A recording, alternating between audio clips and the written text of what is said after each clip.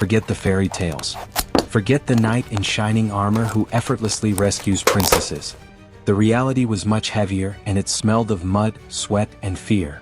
Today we will not tell you the story of a great battle, but of the 24 hours that preceded it.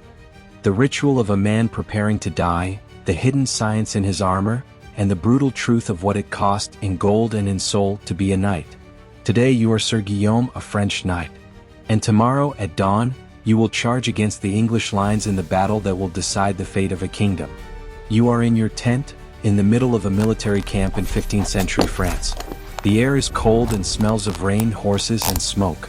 This is not a castle, it is a sea of canvas, mud, and misery. This is the stark reality of life on campaign. Your day doesn't begin with the singing of birds, but with the sound of thousands of men coughing in the fog.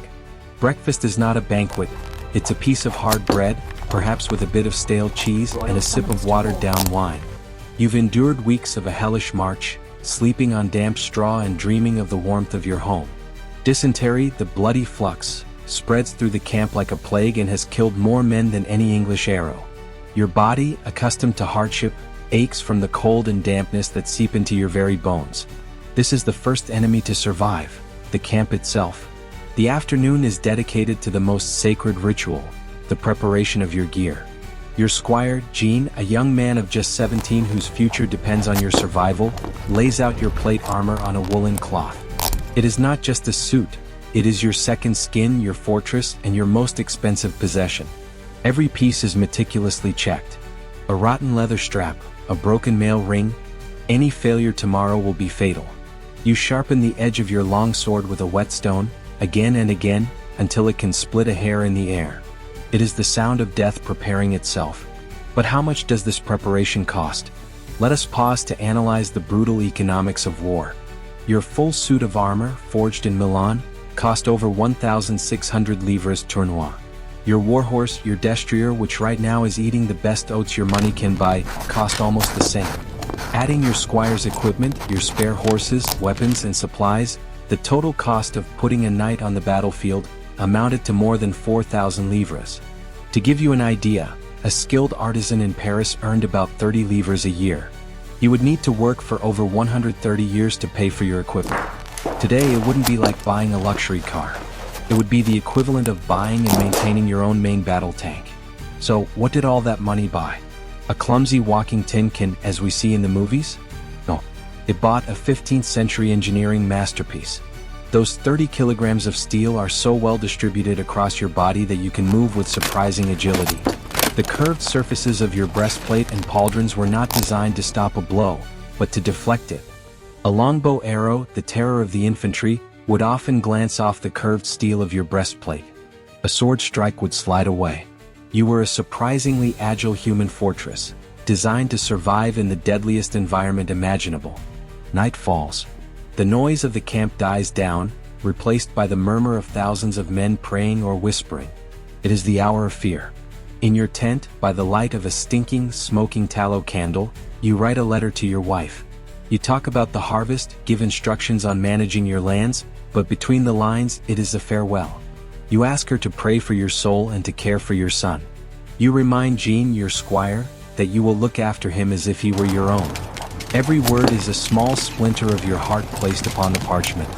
This is the silent suffering of the night, the weight of lineage, the fear of leaving your family unprotected. You pray not just for victory but for a good death, or better yet, a good ransom. You know that war is also a business. Capturing an English nobleman in tomorrow's battle could pay off a lifetime of debt and secure your son's future. To die is honorable, yes, but to survive and return home rich is the true dream. Before dawn, the final ritual begins. Jean helps you dress for battle. It is a slow, methodical process, lasting almost an hour. First, the padded gambeson, your first line of defense against impact. Then the complex web of plates and straps. The greaves for your shins, the cuisses for your thighs. The vambraces, the coutures. The breastplate and backplate which close like a shell. You feel the weight settle on your hips, your body adjusting to the load. You feel powerful, invulnerable, and trapped all at once. The last piece is your helm, a bassinet with a visor. Jean places it over your head. The outside world fades away. The noise of thousands of men preparing becomes a dull echo. Your vision is reduced to a narrow slit of steel. The air you breathe smells of your own breath, of leather, and of fear. In this instant, the transformation is complete.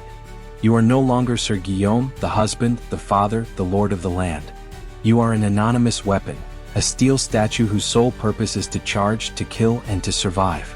Your humanity is locked away, waiting to be freed, if you return at all. It must be said that not all knights were like you. A vast hierarchy existed.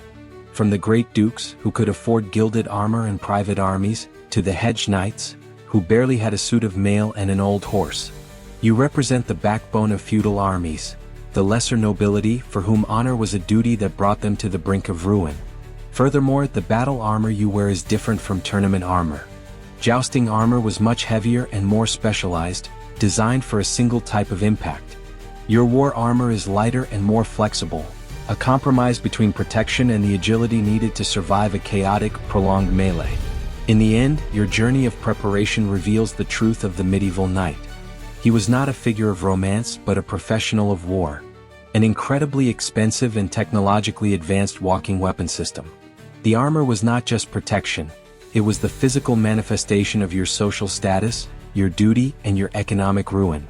A steel fortress that gave you the power to face an army, but whose weight, both literal and figurative, you had to bear long before the battle horn sounded.